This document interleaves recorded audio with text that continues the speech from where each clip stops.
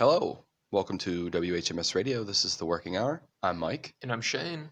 And on this week's podcast, we will be doing the album Breakfast in America, which is the sixth studio album by the British rock band Supertramp. This album was released on March 16th, 1979 by A&M Records. It spawned 3 U.S. Billboard Hot 100 hits, The Logical Song, Goodbye Stranger, and Take the Long Way Home. There's a couple other singles too. I'm just going to list them all off. The Logical Song, Breakfast in America, the actual song, which is the title of the album as well, Goodbye Stranger, and Take the Long Way Home. The members of Supertramp is Rick Davies. He was on vocals, keyboards, and clavinet, which I thought at first was a typo for clarinet, but apparently clavinet. Do you know what a clavinet is? I do not. I don't either. We have Roger Hodgson. He's on vocals, keyboards, guitars, including an acoustic 12-string on track 2, which the 12-string kind of gives it, like, that's the same guitar that's on Wish You Were Here. Oh. They use a 12-string. It's a lot more, because you're doubling the amount of strings, so you have a lot more variety, I would assume. A lot more range. Not an expert or anything. John Helliwell on woodwinds and backing vocals. Bob Seinberg, he was on drums. And then we got Dougie Thompson, no relation, on bass. Additional people on this album, there's a couple. We got Slide Hyde. Pretty cool name. Slide Hyde. Who were we just talking about? Rip Torn. That's who we were just talking about before the pod. That's a neat name. He was on tuba and trombone. And then we have Gary Milkey on Oberheim programming. So I'm assuming that's probably a synthesizer. I'm not 100%. Okay. I don't really have anything else to add. In 1980, Breakfast in America did win 2 awards for Best Album Package and Best Engineered Non-Classical Recording. It was nominated too for Album of the Year and Best Pop Performance by a duo group with vocals. It was Supertramp's best-selling album, certified 4 times platinum by the RIAA. So sold over 4 million copies. Pretty impressive. Oh yeah. No, this it's funny, just like how many songs like I know off of this just from like my childhood and hearing like my parents listen to, shit. Were they big Supertramp? Like, did you? I mean, not like. See, my dad. I remember my dad one time hating on Supertramp. He's like, "That fucking shit, kind of fucking soft. I don't fucking like that shit." He's like, "No." I'm like, "Are you kidding me?" Well, I mean, I can see it, but at the same time, it's like. Well, and also like, I feel like a good part of it is, and I mean, this has to do with like a good portion of the album is, what's his name? Hodgson? Yeah. Yeah. Roger Hodgson. Say it again. Roger Hodgson? Hodgson. Okay. Yeah. Hodgson's like vocal range is like, it's a lot higher. Mm-hmm. You know what I mean? And I mean, he probably is like the main vocalist on probably a good half. Yeah, Hodgson was. Yeah. He was a lot of the writing too. Yeah. Davies, though, I did want to add, he did just pass away. Yeah, I saw that. Yeah, that's the whole like motivation that wanted me to do the album. Yeah. Okay. Because I was like, I never really given Breakfast to America like a full listen, but I knew it had like all the main tracks by Supertramp. Because other than this, I really don't know many other songs by Supertramp. Sure. This is kind of like. Same thing with kind of Aerosmith. I know a little bit more because we did Get Your Wings. You can check it out on our channel. But this is another album that I knew all the bangers off of, but I didn't really know. I didn't know the whole meat. Yeah. No. So I mean, there's definitely like some like a lot more like vulnerable songs on. Yeah, there's a lot of relationship based. Especially stuff like on later on in the album. I feel like. Yeah. You know what I mean? As it kind of goes on. Yeah. Also, I mean, I thought this was worth noting. This is probably only the maybe second album we've done where there are multiple like lead vocalists. Mm-hmm. Like I think of this and I think Rumors, where I had to like be like, this is who sings this song. You know? I didn't get as specific on this. Some of the songs I did get pretty specific because I feel like they don't really. Or Rumors, I guess you had songs that were strictly like one person, and this then there's Liam, other, this Stevie. Where this, like, it kind of was that, but I feel like there's enough of a back. Although Fleetwood Mac's the same way, they always have backing vocals. Yeah. But I think that's what makes Supertramp sound good is when you all come together and you make a nice harmony. I think that's a nice. Yeah.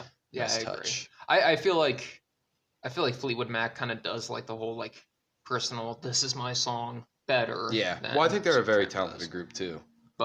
But no, like they do work well together, and I do have that in multiple parts, like throughout the album, that like they balance. Yeah, off they each complement other each other very well. So And to my knowledge, I didn't really look into it, but I don't think they ever really had a feud. I feel like they did they break do up right then. now, Okay. like recently. Well, one dude died, so I mean, Yeah.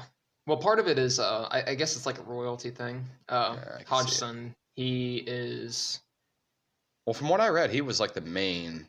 he is the driving force. I Yeah, think he he like wrote a lot of the tracks and was kind of more the inspiring. I could see that. So was Davies. I feel like him and Those Davies are like the both. big two. Yeah, I think but he's the guy that just passed away. So yeah. Hodgson, he like recently like stopped paying royalties and then the rest of the band like sued him for it, but he said that like his contract was like fulfilled. He had done well, his then part, yeah, at that point, then which he won, and then they like went and like reopened the case okay, back now like I'm kind of on his side. on this The year. They did contract's done. that. The contract's done. It's like I did And my honestly, part. how much more can they be making? Right. Yeah. So. I mean, I'm sure that that does add up. Oh yeah. Like if you get that on a commercial or something. Well, fuck. I mean, Goodbye Stranger just showed up. It was in a movie trailer for maybe they released like maybe a year and a half ago. And that probably paid pretty good money. It's a big movie, big enough. Do you I think it guess. pays more than like me and you? How much we make in a year? A smidge You think? for That's what I'm wondering. for Like, how just much does a it cost song. to put that in your trailer? How much do you think you get? You really think you get fucking? Well, that's the thing. I It's mean, I like, make 10 grand a year. That's what I clear. yeah, yeah, that sounds No, about but even right. then, like, do you think they pay like more than 50,000, more than 75,000? I mean, it's we're all kind of just guessing. I don't. Probably. I would think so because those Yeah, media deals are yeah. insane. But Yeah, I think so. Which is crazy. yeah, That's nuts. for probably like what, maybe 30 seconds. It's like fucker, you ain't worked on this in a while. You've been done with this. Oh, it's still paying dividends. Not to jump off on a tangent because we do need to get into the album. But I literally was just listening to the Charlie Sheen. He did a podcast with with Joe Rogan. Rogan. Yeah, and he was like, I made $54,000 an hour, and it's like, Dude.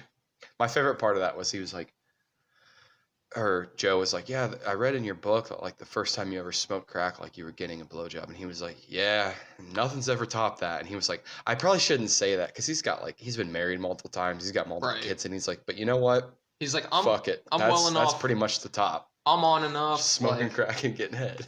He's like, I'm old enough. It's fine. Who cares? Who gives a Well, he's shit? sober now. He's been sober for like 7 or 8 years, I think. Good on him. Yeah. He's still like, I mean, he hasn't like been in shit. I feel like he's kind of like blacklisted to like an extent. I think he's because of coming out everything. though. I think he's coming out of it.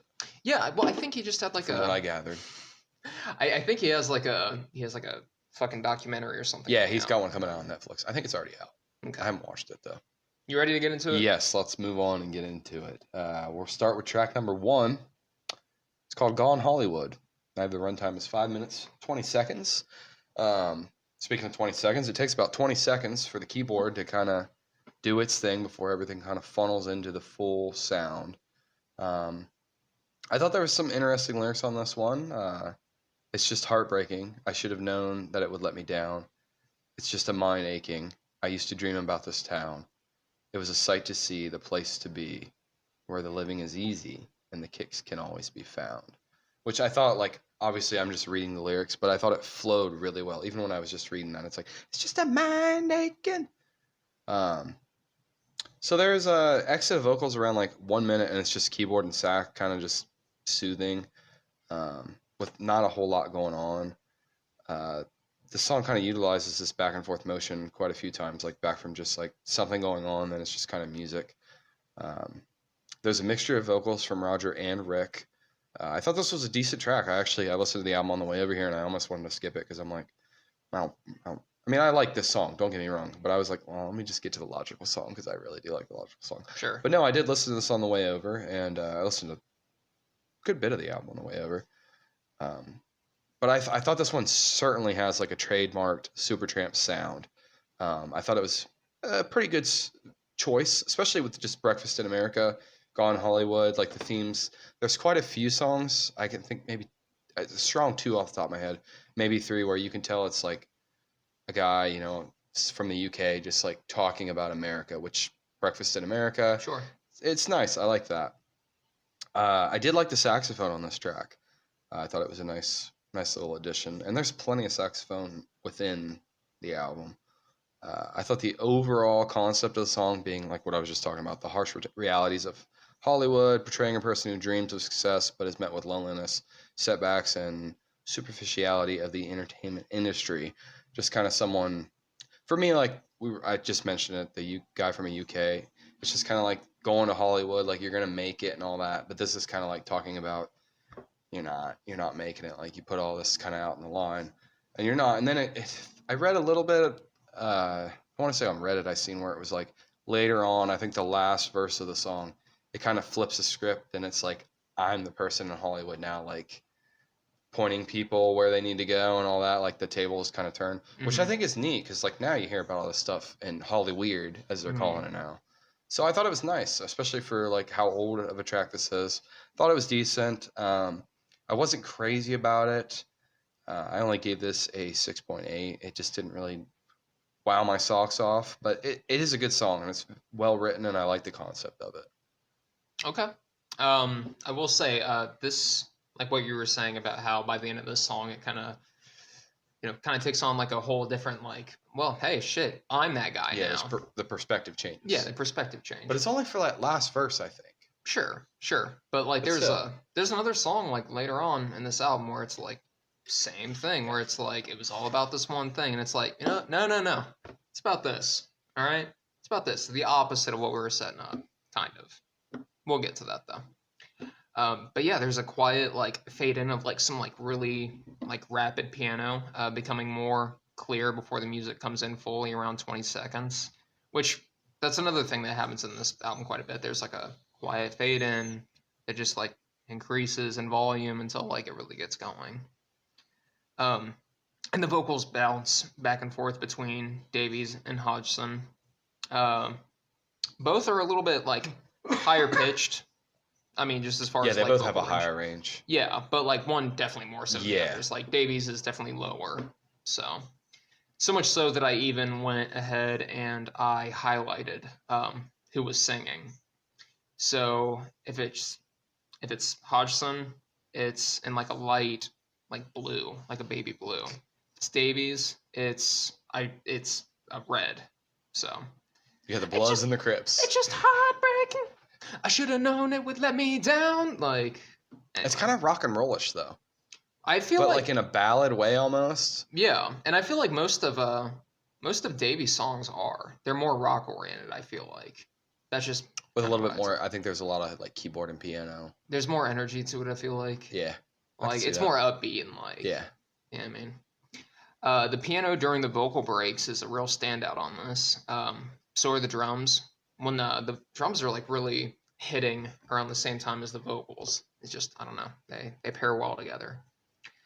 At 101, the vocals fade out, and there's like a brief guitar that kind of fades into saxophone, like almost seamlessly. yeah, I did notice that too. I'm glad Yeah. you mentioned that. I did fail to mention that, but it's nice. Uh huh. I'm like, It's oh, very oh, subtle. Like oh. you don't really notice it until you notice it. There's another song later on that Yeah. does Yep. that. Maybe not even on this album, if you get what I'm saying. Even though I'm sure that also happens on this album, but the bonus track has something similar. I'll touch on that. But but yeah, like fades into the saxophone really seamlessly. The piano stays pretty consistent on the vocal breaks. Not quite a saxophone solo, but paired with the piano, it really gives a hell of a vibe at a point in the song. Um, I like whenever he's ain't nothing new Yeah. in my life today. Ain't nothing true, it's all gone away. Like I don't know. This is kind of a sad album.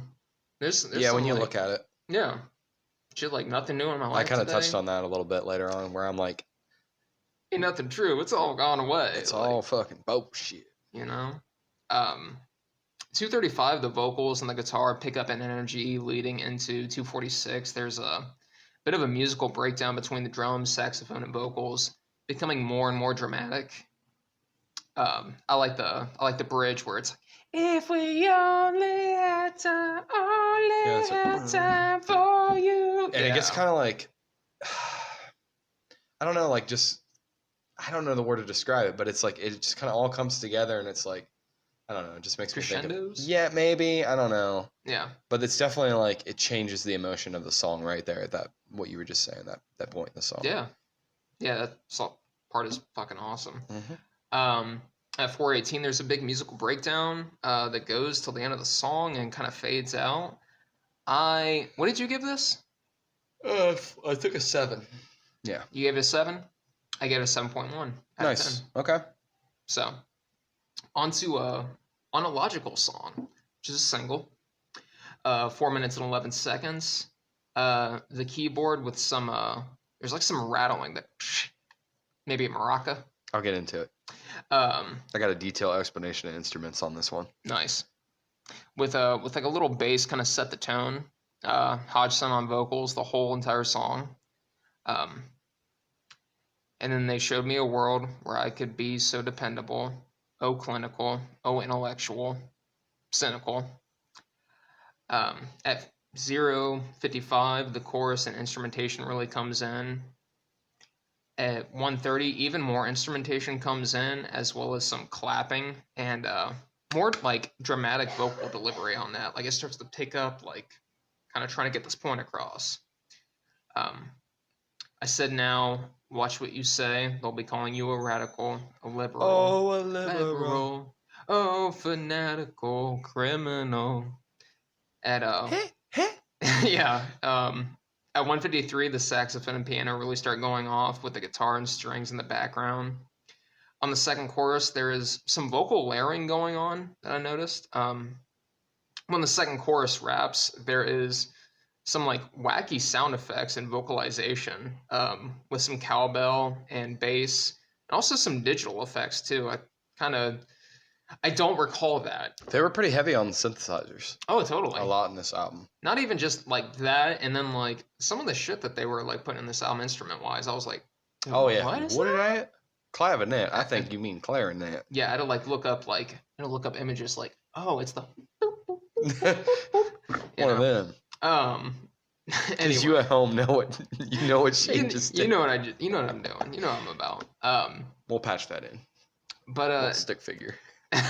as well as some sax to create a pretty out there like outro for the song. I mean, this is a fucking classic song. I gave this a 8.2 out of 10. Okay, I want to say we're close on this one too by a 0.1. So I'll get into my 2 songs in a row. My spiel, but I was just thinking, like, could you imagine? You were like some clapping. Could you imagine if it's like Shane McFarlane clapping, like on the album? You just gotta. Yeah. Anyways, so I've always been a fan of this track. I mean, I grew up. We're out of Columbus, and our local rock station, you would hear Supertramp probably quite often, and I always kind of liked it. And even as like I would say more like I didn't realize the lyrics at like age 8, but I'd say when I was like in high school, 15, 16, later on too, I was like, man, it's a hell of a concept. Mm-hmm. And now I'm 30, and I'm like, man, it's still a hell of a concept, but it's kind of like you said, it kind of is sad in a way. But yeah, there's quite a crazy mixture of instruments on this with the keyboard and the percussion instruments, which you kind of touched on one of them, the cowbell. There's also timbales and castanets. I'm not sure what they are. That might be like the scratching, I'm assuming, what you were talking about. And we do have Hodgson and Davies. I have them on lead and backing vocals, but I'm assuming Davies did give more of a backing vocal. Sure. But this to me is like the cream of the crop on the album. I don't want to say the logical song is probably one of them, like the most popular, but I'd say it's got to be up there. The overall message of the song is like pretty relatable and it's very personal. I want to say this is from Hodgson himself, Hodgson. The meaning of the logical song was born from my questions about what really matters in life. Throughout childhood, we are taught all these ways to be and yet rarely told anything about our true self. We are taught how to function outwardly, but not guided to be who we are inwardly. He used apparently 10 years of 10 years at being on a boarding school as the main like source for fuel for like writing this song. That makes sense. I want to say too, this was like a late rendition, and he worked on this kind of like as a side project. I might be getting that confused with another song, but he kind of presented it to the band like kind of last minute, and it made its way to the album. Mm-hmm. But I have a lyrical verse here. There are times when all the world's asleep. This is like a singing. Yes. When all the world's asleep. We should start a band. The questions run too deep for such a simple man. Won't you please, please tell me what we've learned? I know it sounds absurd. Please tell me who I am. Yes. And there's an emphasis on vocal delivery that's like offset by a saxophone on the hook, and it's a nice touch. Like trying to think, it's in that verse. It's like there are times when all the world's asleep, and it's like, and they kind of like offset each other. So I thought that was really nice. That was around 153. I don't think it did it for the first verse, but later on in the song when it comes back around, it does it. So this was another one that I thought was just a solid track. I mean, obviously, like I said, cream of the crop, and it's a good concept and meaning behind it. Like the more I listen to it, it's like it's very true. Like as a child, especially now that I'm a dad, and it's like you don't, you just to see her play and not have to like worry about anything. But then eventually that shit's gonna all get. It's like you're gonna get it. Just get ready. Like, you're gonna hate life too. All right. It'll hit you. But no, it's an easy listen. But once you sit down and like really kind of think about it, you're like, man, that's kind of. And I feel like But it's honest. It's very honest. Yeah. I think that's why it's so relatable. I feel like that's a lot of the songs on this album. Like, maybe not a lot. I feel like there's a lot of relationship stuff, but it's like questioning and. But there's a handful of songs on here where it's like, as a kid, you could probably hear it and be like, oh yeah, nice song. But then as you get to be an adult, you're like, you start being a little bit more analytical. You're picking it apart and you're like, oh, well, sad. Yeah. Still true. Still true. Sad. Yeah. But yeah, I give this an 8.3. Nice. So we're close to getting on that one, and we'll move on to track number 3, which is titled Goodbye Stranger. I have the runtime as 5 minutes, 50 seconds. So the intro is really simple, and I probably should have mentioned this for track 1 and track 2. And I can't tell you like which is which, but there's either a Wurlitzer piano, organ, or keyboard bringing us in, because all 3 of those were used on the recording of this track. And I want to say that's Davies. I think the Wurlitzer comes in on the final track. But it's got the Wurlitzer too, apparently. Okay. From what the Google told me. I think the last track has like a extended solo. I think that's where because it has that unique sound to it. Well, yeah, and it's like the organ is easy to pick out. Usually I can tell an organ. And it's almost like the last song is like almost 8 minutes long, and it's around 3:30 that it ends, and then it's just nothing but instrumentation, and I'm pretty sure it's very noticeable. Yeah. But yeah, the lyrics are excellent with the main piano and keyboard. I have it down as the main piano, keyboard, organ riff. Until about 30 seconds when we get an explosion of percussion and an emphasis on all other instruments, kind of just funnels into the full band sound. There's quite a few lyrics on this one that I really like. It's an overall sad song, so I kind of tried to pick one that was a little bit prettier for me. We have Goodbye Stranger, it's been nice. Hope you find your paradise. Try to see your point of view. Hope your dreams will all come true. So it's nice, and there's a nice like whistling solo around the 3-minute mark, and that was by John Halliwell. I think you mean Fogerty. Sorry. John Fogerty. Is he still kicking? Is he still alive, John Fogerty? I'll look it up. Okay, I'm kind of curious now that you say that, because all those guys are getting. Is it Fogerty or is it Fogerty? It's Fogerty, I'm pretty sure. It's Sorry. like John Fogerty of Foghat. Nice. So yeah, the song is definitely from like a man's point of view, of just like one night stands and being a womanizer. And again, I always thought it was, as a kid, I'm like, just goodbye stranger, like you just meet somebody on the street. Yeah, goodbye stranger. But you gonna give me the stranger, let me tell you. But I have another verse here, probably one of my favorite. I always like the because I mean back in the day, me and you both, back when we were single men, we had a week or two. We had our fun in a course of 10 years that was like one night stands and womanizing possibly. Yeah. But yeah, like a ship without an anchor, like a slave without a chain. Just the thought of those sweet ladies sends a shiver through my veins. And I will go on shining like brand new. I'll never look behind me. My troubles will be few. And it's very soft with the piano, and I want to say sax is on this too, I want to say, and it's nice. This is definitely in my top 5 favorite Supertramp songs.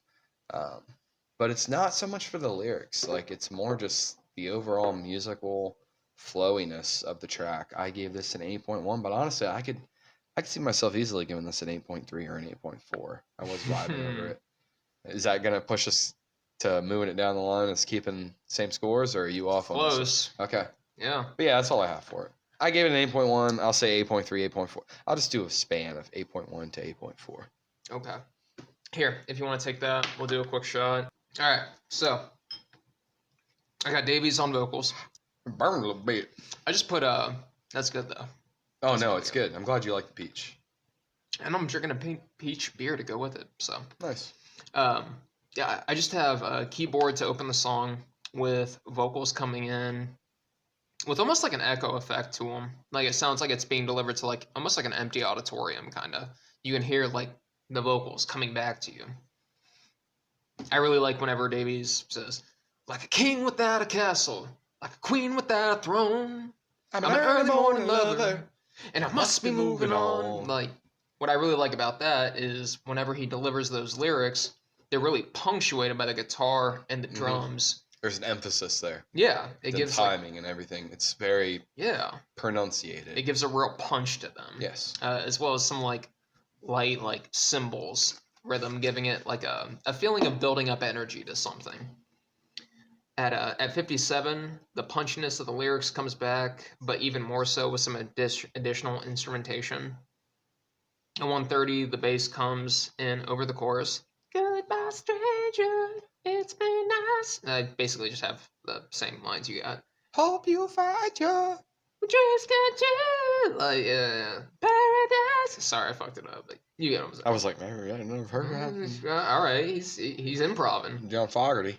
225. The bass has like a little bit of a warble to it. There's some like finger snapping that comes in. 305, some brief like whistling comes in over the keyboard. And I do like the sweet devotion. Goodbye, Mary. It's not for me. Yeah. Goodbye, Jane. Do you think there's a correlation, like anything to do with marijuana there, where it's goodbye Mary, goodbye Jane? Oh, I hadn't even made that connection. I wondered about that, and I'm like, he's like, I'm giving up the weed. I'm not doing it. All right, goodbye. That's what the whole song's about. He's like, I'm kicking the marijuana. I'm not fucking marijuana anymore. All right. I really do enjoy the back and forth between the vocals of Supertramp. The higher and lower pitch works very well together. I agree. At 442, through to the end of the song, has a pretty solid musical breakdown with some really nice standouts from the guitar, I thought. Some like pretty solid moments for the guitar to shine. I gave it an 8.4. On to track number 4. We have Breakfast in America single. Coming in at 2 minutes and 39 seconds. Piano starts off the song before the lyrics come in, like not long off. Going off of the lyrics, take a jumbo across the water, like to see America, see the girls in California. And also the mention of kippers, which is a fish for breakfast. And also the music style, it's very like British, and like some of the brass like, you know what I mean? You can tell. There's a lot of instruments on this track that aren't super common, at least for anything we've covered. Brass instruments like trumpet, trombone, and I also got woodwinds on here. I'm playing jokes upon you while there's nothing better to do. Hey, ba-da-da-dum-dum, like, maybe I'm mixing up the melody of it, but yeah, you get it. It's there. Yeah, the song does feel kind of tongue-in-cheek with some of its lyrical content. Don't you look at my girlfriend, she's the only one I got, not much of a girlfriend. I never seem to get a lot. Girlfriend. I never seem to get a lot. The song still remains like to be a pretty classic song, despite its like pretty tongue-in-cheek nature. I don't have a ton else to add to this. I gave it like a 7.7 out of 10. You're higher than on. I figured there would be a gap between us here, but like maybe it's just the fact that it's a single that like I've heard it quite a bit that I'm like, yeah, sure, fuck Take it. a jumbo To America, like yeah, better than America. Take that job. That's it. I'm looking at it now. So yeah, this one does have quite a bit of variety of instruments on it, which I thought was nice. It kind of makes me wonder though, like, because some of these tracks will have like the piano, electric piano, A keyboard. lot of different keys. Yes, so I'm like, how did they make this all work live? Like, was it? I'm sure it was just interesting. I'm sure they did it well, and there was probably like music added in, mixed in to make Yeah, it all come sure. together. But I'm just curious, like, what would they pick over everything else? I'm sure it would be whatever had the biggest part. Um, but yeah, so this song is totally from a British person's point of view. I thought it was like a teenager's stereotypical and romanticized version or vision, I should say, of America. Kind of reminds Dreaming. me of Dead Celebrities a little bit Okay, by Easy Life. yeah, Just we a did smidge. that. Yeah, check it out. It's on Smidge. Hard Life, actually. Hard Life, my bad. Formerly, He's Alive. That's how Formerly. I tagged the video. Nice. But yeah, this is just kind of talking about the American dream and just being a dream life. Thank you, sir. And just glamorous. And there's specific mentions of California. Um, and just kind of believing that America, that higher social status and more exciting relationships. I had the same line here: "Take a jumbo across the water, like to see America, see the girls in California," which I feel like I was literally thinking about it when I was listening to this track. I'm like, man, I'm sure there was a point in your life where you're like, man, California, just everything out there just seems it's got to be so cool. And now I'm like, No, I mean it's the same thing with like New York even.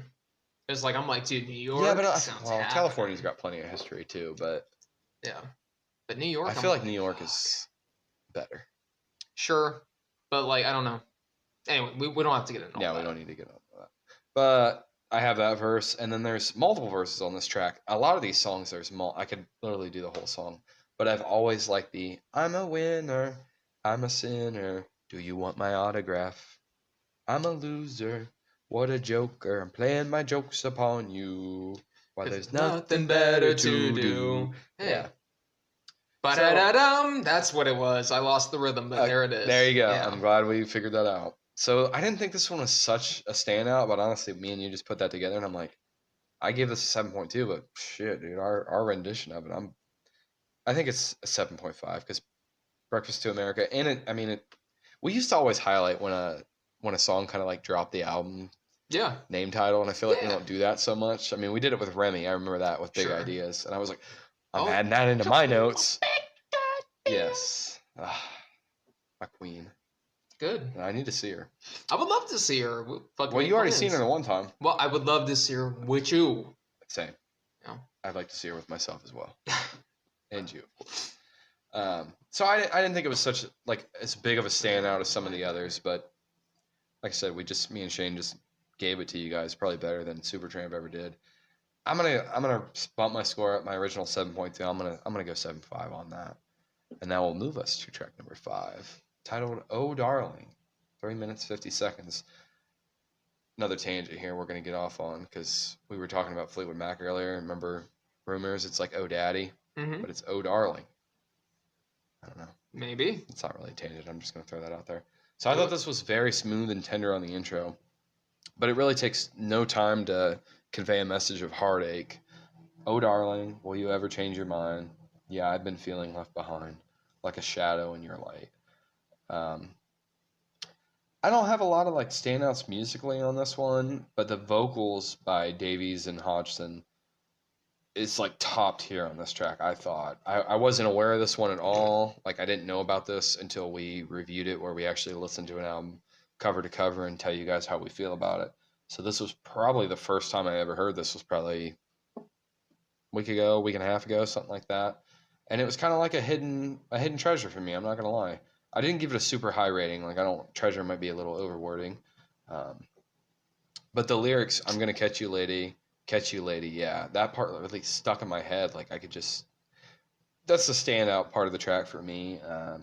Maybe making it better for me than maybe like something what you'll give to it. I only give this a 7.1. I don't have much more to. I don't have anything more, frankly, to add to it other than that. But yeah, I thought it was overall pretty good, and I don't want to say it dragged on. Like I couldn't find a whole lot, but the lyric "I'm gonna catch you, lady," which I'm blanking on it right now, how it sounds, but it definitely did kind of like get its hooks in me. So 7-1.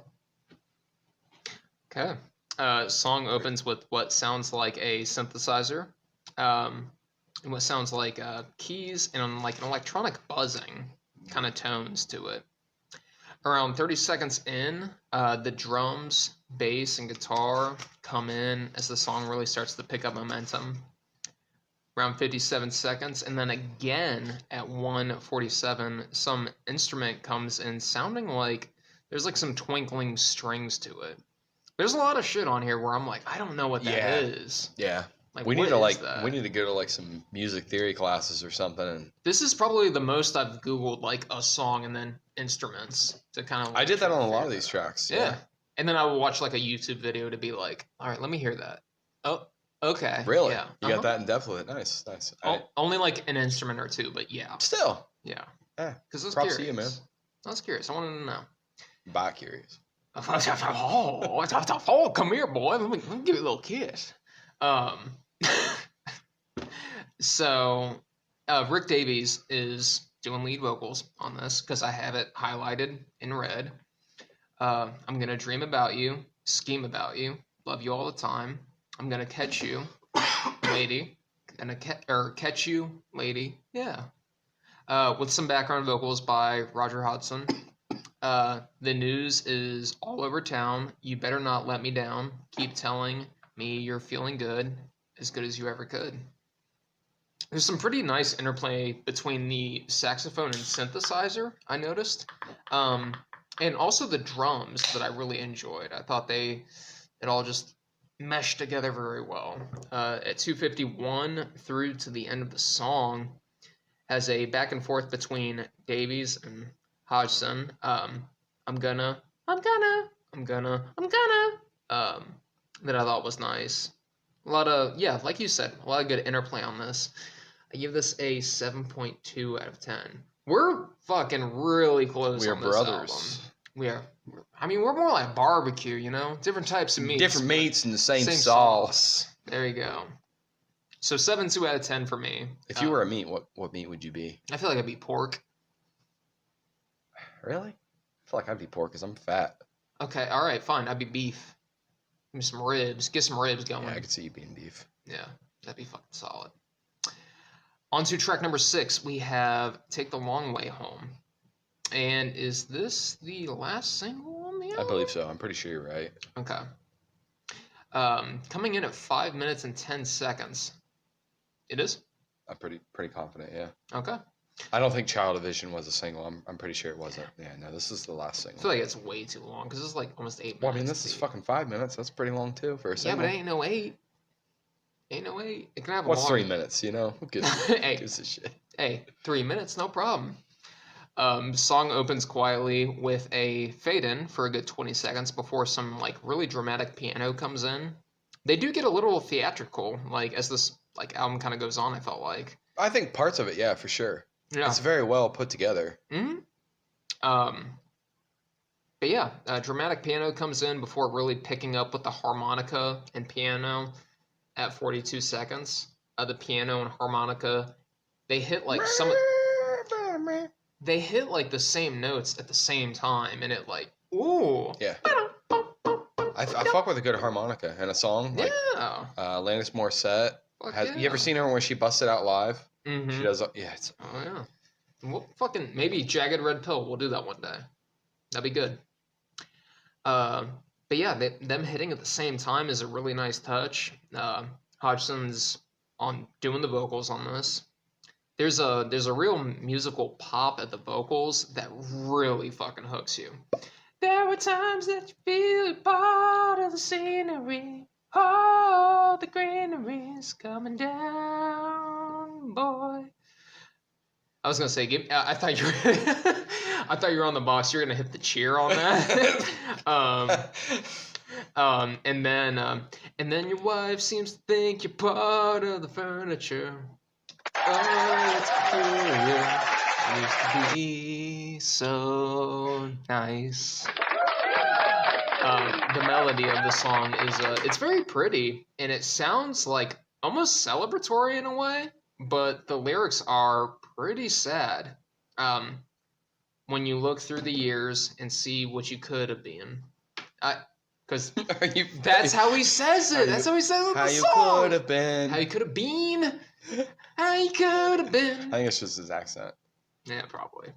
Oh, what you might have been if you had more time. Break has there's a break on the song, has some vocalization leading into the outro. Long way home, the long way home, and it like slows down and kind of fades out. It's fucking really good. I love this song. I mean, this is like one of the ones. This that, is probably like, my favorite on the album. It is my favorite on the album. I give this a 9 out of 10. Nice, good. Yeah. I never even thought about it, but now it's making me think of, and I'm not a huge fan of them, but Home Sweet Home by, I'm blanking on it, Motley Crue. Yeah. Reminds me similarity of Take the Long Way Home. Okay. Especially with the piano, like, Sure. yeah. It makes me think of Limp Bizkit with the fucking cover of that.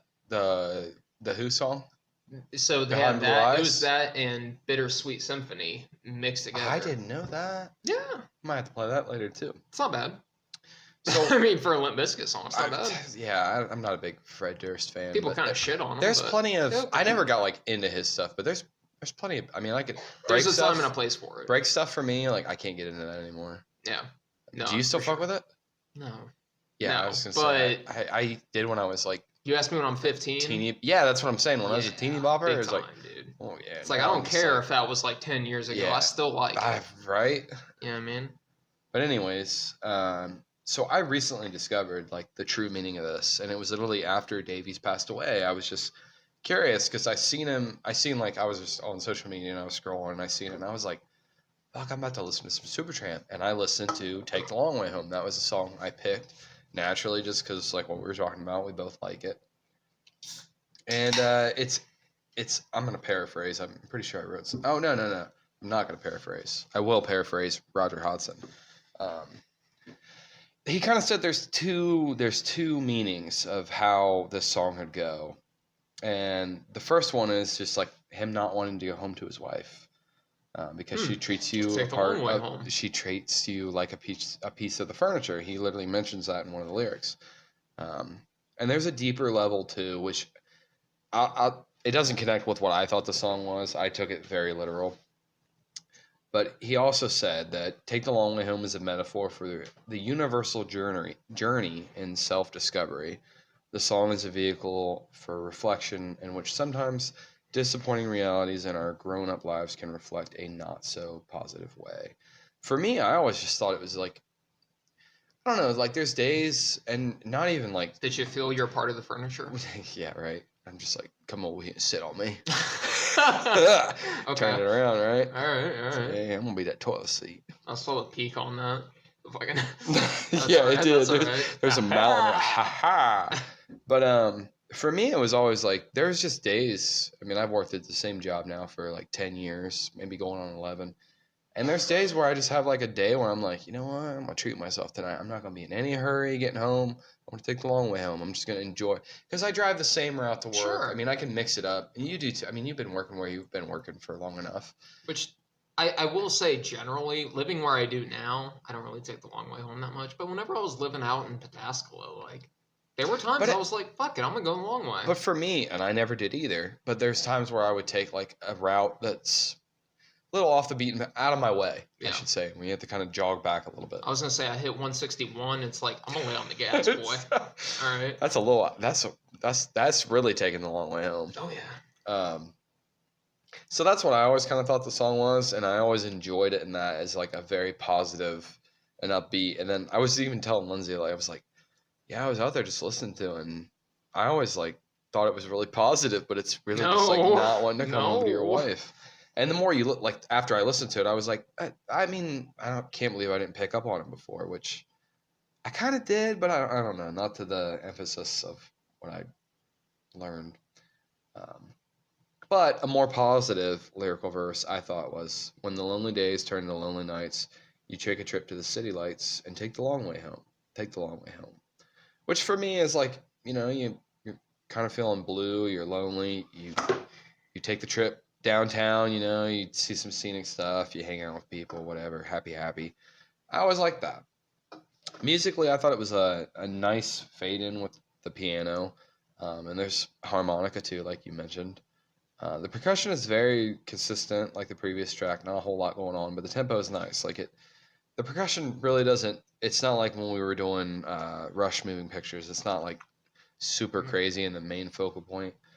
Um, there's a lot of synthesizers used on this, but I didn't think it was like overdone. Not at all.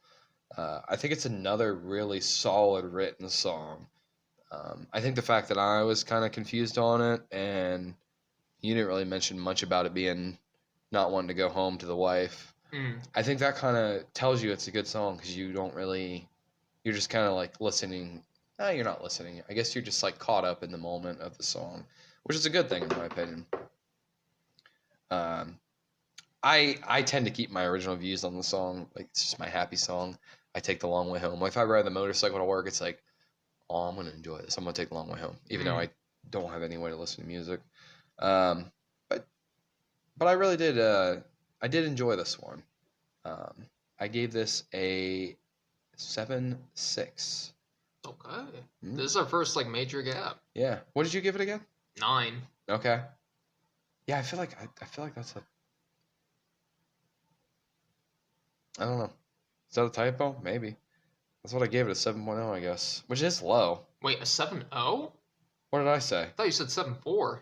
No, I did say 7.0, which is wrong. I'm gonna go back. I'm gonna retract my vote. I'm gonna go at least 7.8. But Okay. it is worth an 8 for sure. Because I'm literally saying it's my favorite song. I don't know why I wrote 7. Anyways, we'll move on to track number 7. Lord Is It Mine, which we were talking about this song before we started the pod. Mm-hmm. When we were just kind of discussing the album. I have the runtime is 4 minutes, 10 seconds.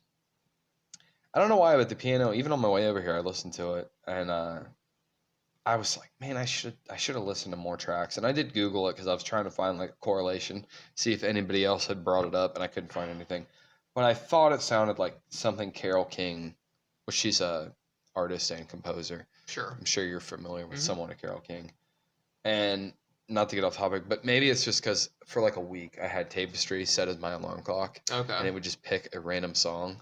So maybe that's what made me think of. But she has a lot of piano melodies, riffs, whatever you want to call it, that sound somewhat similar to Supertramp, and they're around the same era too, so I can see that being a thing. Um, anyways, I think this track is more than any other song on the album. Maybe I'm going off on a branch here. Maybe you'll back me up. I'm not sure, but I think it has like very strong ballad vibes. Okay. Um, also, like some religious undertones. I think. I know that there's a reason why I need to be alone. You show me there's a silent place that I can call my own. Is it mine? Oh Lord, is it mine? Um, I used a little bit of AI on this, and the overview of it was pretty much like the lyrics kind of just express a desire for understanding and love from a higher power, questioning whether one's personal journey and experiences are truly one's own or guided by divine uh, presence. The song also explores feelings of loneliness, the hardships of life battles, and the hopes that even in darkness there's a path to a greater understanding of peace. Uh, which I kind of see, and there's a couple songs in the album where it kind of just talks about like the life and the relationships, and this one more is the life, not so much relationship. Maybe a relationship with something religious. Um, I didn't think the song was bad. It didn't really drag out for me. I just honestly didn't find a whole lot. Musically, I thought it was good, but nothing really like stood out. Like this was one of the songs for me. I don't know if you have anything different, where Mm. nothing really musically was like major in it for me. There's another song that happens later on that I can bring that up. But That yeah. it doesn't really have like a big pop. Yeah. I think it's because there's. I mean, we're only at track 7, I guess, but there's a lot of tracks with just a lot of instrumentation. And this was one that I was like, Yeah. it just didn't have it for me. This is like one of two that keeps it pretty simple. Yeah, which it's fine. It's not bad at all. Yeah. But there's really nothing that took the lead and was a standout or an honorable mention even. I thought the vocals though by Hodgson were solid and smooth, and I got no complaints on that part. I just thought it was so. This is not something I'd seek out in the album. Hate to say it, but it's honestly something I'd probably skip. I gave this kind of a low score. I'm kind of curious to see where you were out on it, but I only gave this a 6-7. Okay. I think, like, Long Way Home, like, for the first half, we're on the same. Second half, we might, like, start to deviate a little bit. So the song opens with a slow piano, which it maintains throughout the entire song. A lot of the times on this album, the piano or keyboard will have a much faster pace, making for like a really easy listen. With this being like more slow and deliberate, it gives the song a very personal and like, kind of vulnerable feeling to it. It feels like you're in for something like personal whenever it starts up. The vocals and lyrics by Hodgson express themes of struggles, self doubt, and a need for spirituality. I get so weary from the battles in this life, and there's many times it seems that you're the only hope in sight. Is it mine, O Lord? Is it mine? When everything's dark and nothing seems right, you don't have to win, and there's no need to fight. There's a saxophone solo coming off the second chorus where even like the saxophone is a little bit more reserved. Like it takes itself kind of serious. Like it's like, look, I'm trying to get this point across. Let me fucking pull the reins back a little bit. The drums, piano, and saxophone start to swell to a vocal pop on the bridge. At 3:40, the song wraps up with an instrumental outro, ending quietly, coming kind of full circle with the way the song started with the piano. The song kind of flew under my radar initially, but it has definitely grown on me. If nothing else, just for like the emotional vulnerability and the rawness of it. Everybody can relate to this song in some way. I feel there's days like, yeah, you can feel this. Like you had a bad day. This is the song. I gave this like an 8.5 out of 10.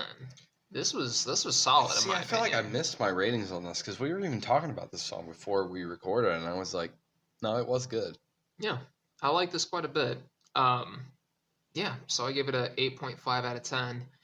I'll tell you what. Why don't we go ahead and we'll take a quick break. Come right on back.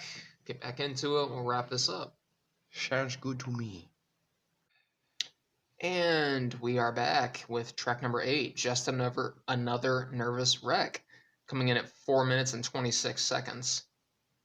It's funny because after the last two songs with Lord Isn't Mine and Take the Long Way Home, I got kind of excited to get back to a song written and sung by Davies since his songs tend to be a little bit more upbeat and rock oriented. While the song certainly is, um, the lyrics are still like kind of downtrodden and kind of sad. I'm feeling so alone. They cut the telephone. Uh huh. Yeah, my life is a mess. I threw it all away now. I could have made a fortune. I lost the craving for success.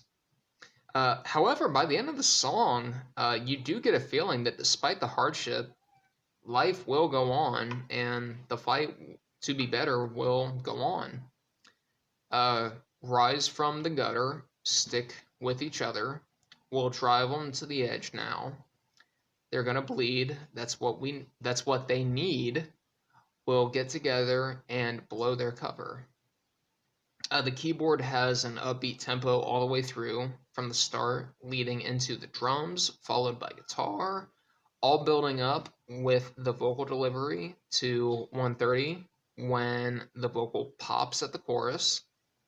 There's a little guitar solo around 2 minutes and 3 seconds. I like that the song starts off simple but picks up more energy as it goes on. Kind of feels like it picks up along with Davey's spirits. Like as he starts to kind of like be like, "Hey, it's all right." The song starts to pick up with it.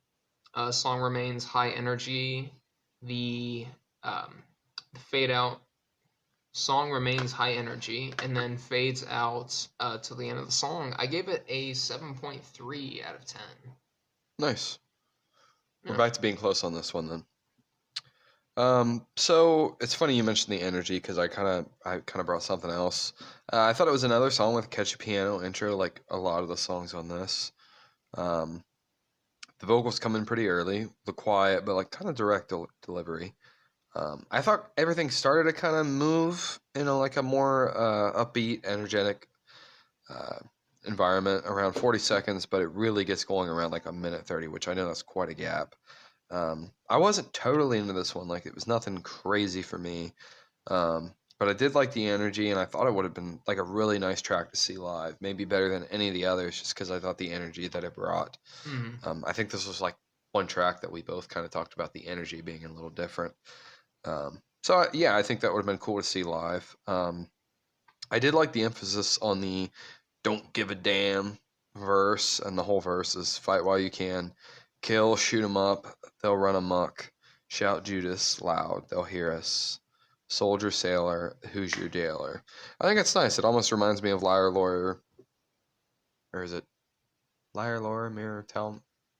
It's a Tool lyric. Anyways, Okay. pretty much just saying "soldier, sailor, who's your jailer." I think there's like a hidden meaning behind that. I thought this was like maybe the only song on the album with kind of like a guitar solo. Okay. I didn't really hear a lot of like just straight guitar on a lot of the other ones where there was a solo.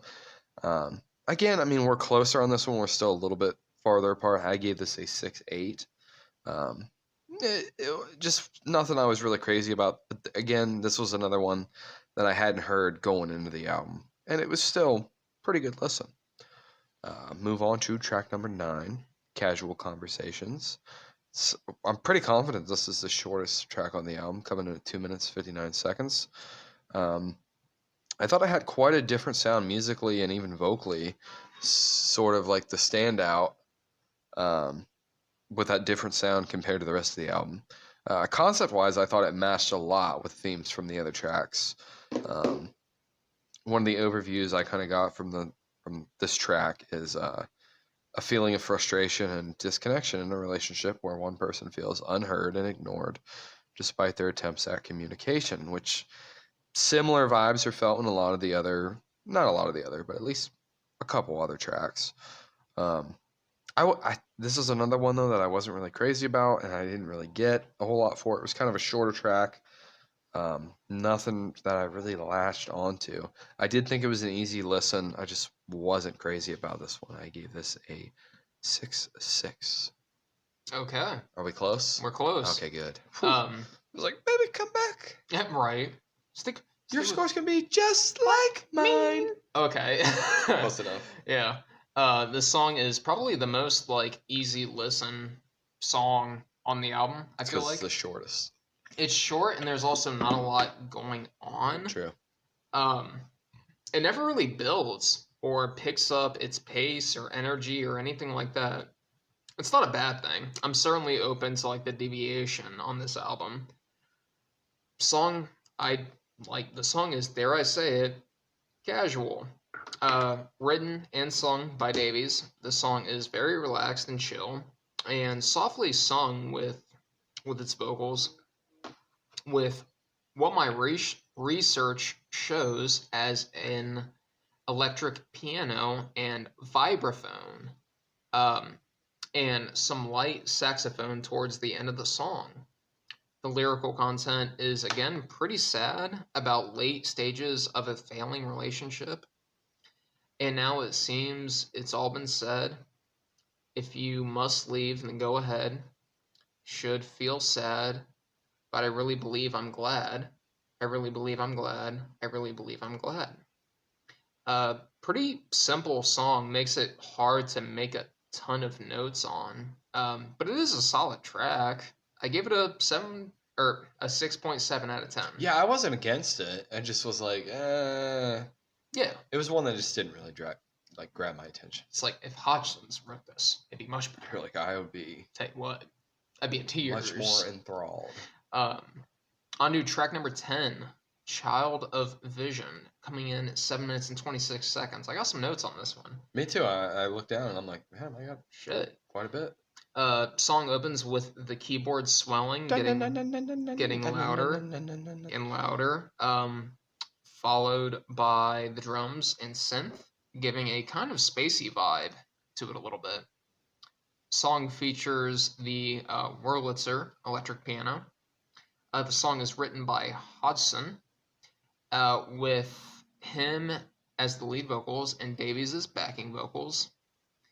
And you're messing up the water, and you're rolling in the wine, and you're poisoning your body, and you're poisoning your mind, and you gave me Coca-Cola because you said it tastes good, and you watch the television because it tells you that you should.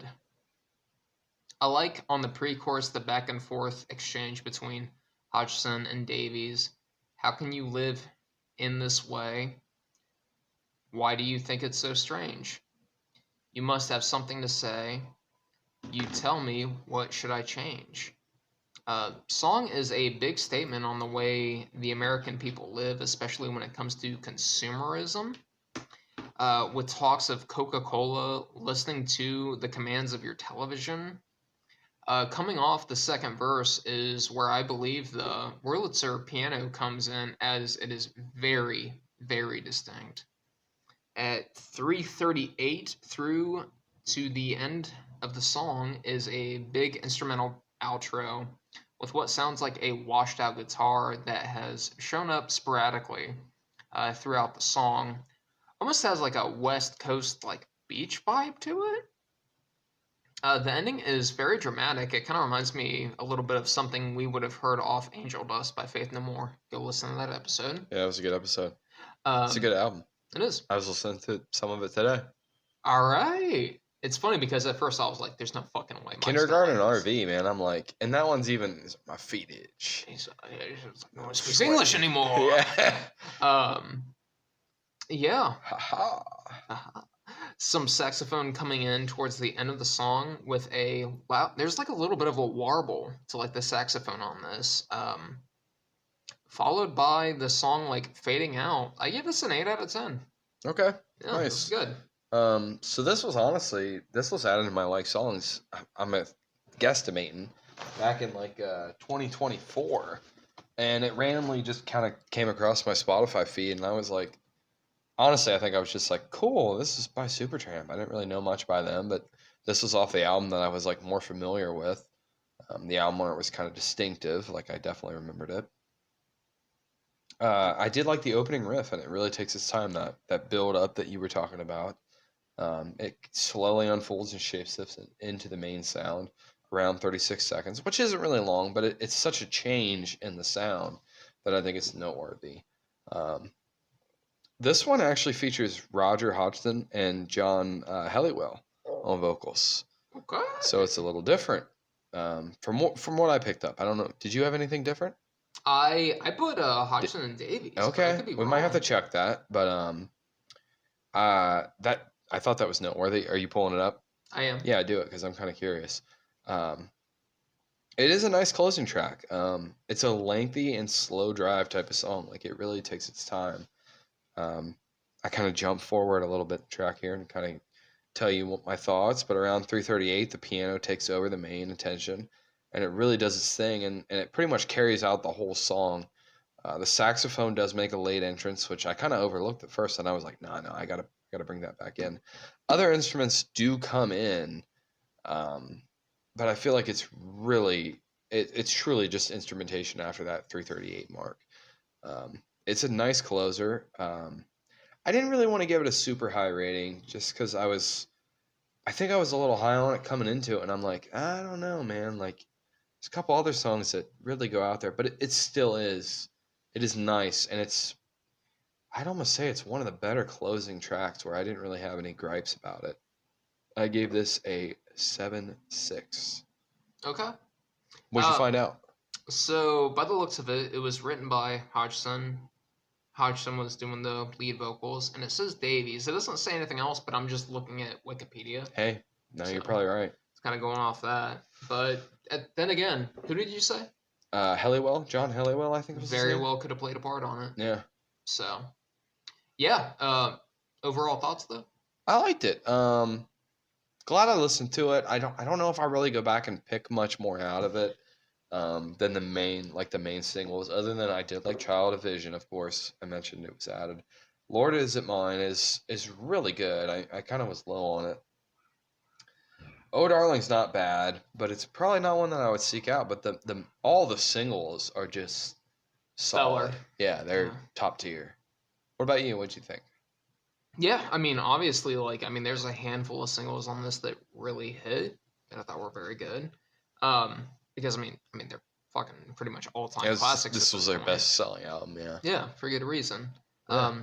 And then like there was never a song on this that I was like, boo. Yeah.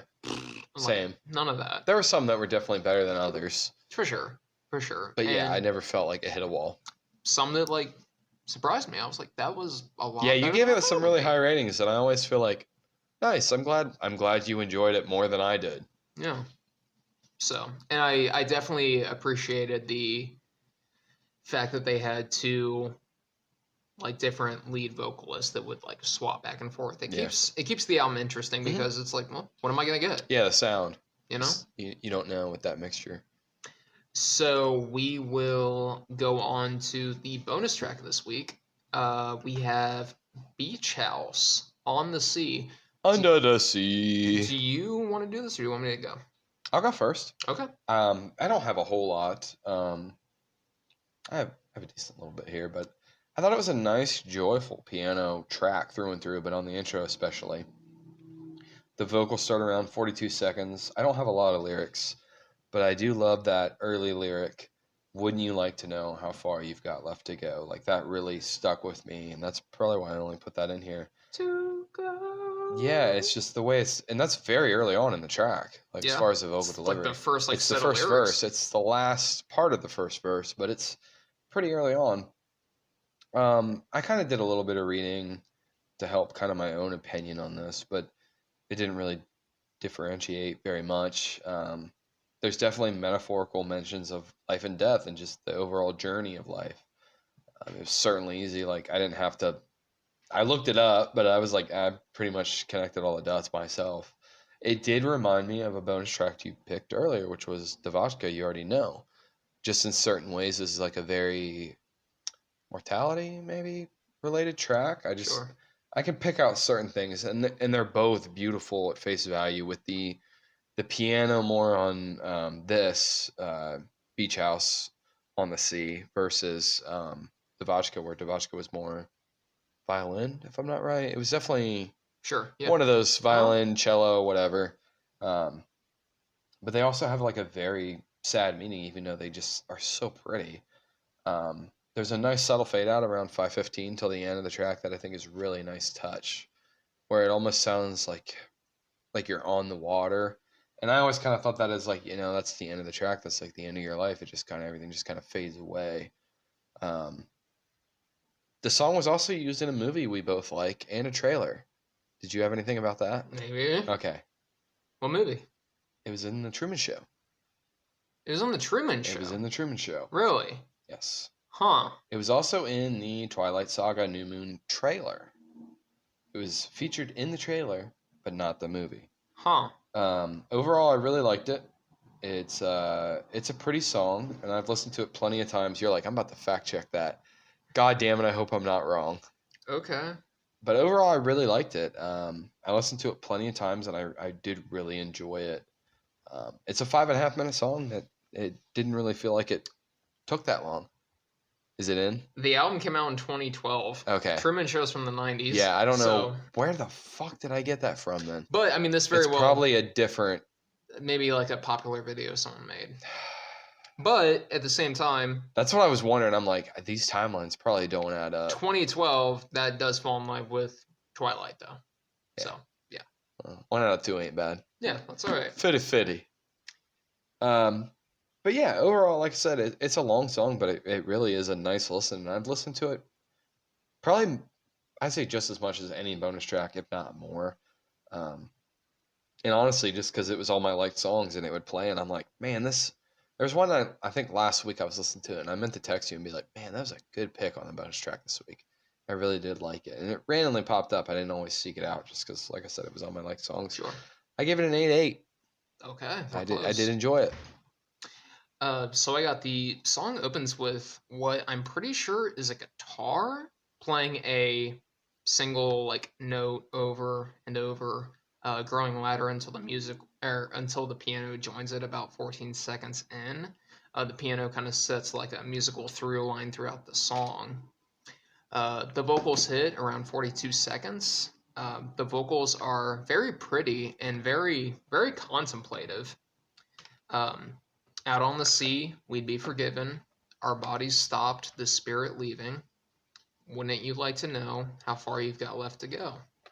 How far You've got left to go. Like it's really nice. It's extremely subtle, but right around when the vocals come in, the drumming on this is done by a drum machine. And it comes in so quietly, it really takes a second for you to notice that, like, oh, this is coming in. Smashing Pumpkins used a lot of drum machining I can on see a lot of that. the early stuff. Okay. At 136, there's like this ringing out sound that seems to echo out a little bit. And I like it. It sets like almost a scenery to it. I like the lyrics on the song a lot. Their content and the way that they're delivered in like really tight groups gives them an almost poetic quality to them. Um, Also, the way that the singer ends the lines by dragging out the final word, like "got left to go in your soul," like I really like the way that she drags those out. At 235, there's a swell of instrumentation and vocals. The vocals begin to rise for almost a good minute before there's a big crescendo at 330. Uh, Shadows bend, and suddenly the world becomes and swallows me. Yeah, me in. Like I really like that a lot. That's very pretty. The synth is a big standout musically. This point with its the synth is a big musical standout at this point with its like it has like an organ sound to it. Uh, there's one more set of lyrics that comes in to close out the song before the synth fades, leaving only the drum machine and the guitar to fade out into some sounds like the ocean, just rushing water. Mm. You know what I mean? This is a really beautiful song, and it will always make me think of the TV show I Know This Much Is True, because that's where like I saw the trailer for that, and I was like, oh, this song's ooh, this is good. So I gave this a 8.7 out of 10. We were very close on this Nice. one. Good to hear it. So, but that concludes this week's podcast. Next week. Yeah, I was gonna say, what is next week? What's your album, sir? So my album is going to be, let me see here, is going to be Twin Fantasy by Car Seat Headrest. Does it have Killer Wheels on it? It does not, but it has Sober to Death on it, which I'm sure you know. It's good. It's quite possible. I think you'll like it. Lovely, lovely. Yeah, you'll know it. You'll know it. But what about you as far as your bonus track goes? We're gonna do. This is gonna be by the seat of my pants. We're gonna do Telephones by the band Vacations. Okay. Telephones by Vacations. Got it. I got it add to my like songs. I will listen to it. So, anyway, thank you for tuning in to WHMS Radio. This has been the Working Hour. And until next time, Don't work too hard now.